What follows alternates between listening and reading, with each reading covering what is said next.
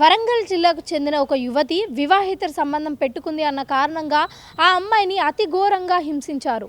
నేను తప్పు చేశాను అని తను వినిపించుకున్నా సరే ఆమెను ఎవరూ క్షమించలేదు. తాటికాయ గ్రామానికి చెందిన యువతితో మునుగు మండలంకి చెందిన రాజు అనే వ్యక్తి వీళ్ళిద్దరు వివాహం చేసుకున్నారు.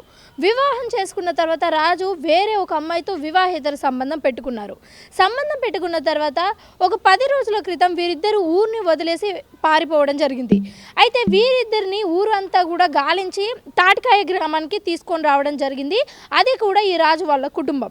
అయితే తాటికాయ గ్రామానికి తీసుకొని వచ్చిన తర్వాత ఆ యువతికి అరగుండు చేసి వివస్త్రీకరణ కూడా చేసి ఒక ఇనుప కడ్డీకైతే ఆ అమ్మాయిని కట్టేసి అతి దారుణంగా తన బాడీలోని అనేక పార్ట్స్లలో జీడిని పోయడం కూడా జరిగింది.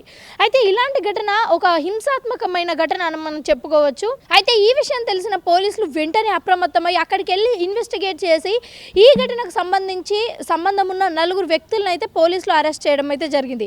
ఈ సందర్భంగా పోలీసులు చెప్తున్న విషయం ఏంటి అంటే, ఎక్కడైనా ఏదైనా తప్పు జరిగినప్పుడు చట్టాన్ని మీ చేతిలోకి తీసుకోకుండా మా దగ్గరికి వచ్చి చెప్తే మేము చూసుకుంటామని చెప్పడం అయితే జరిగింది.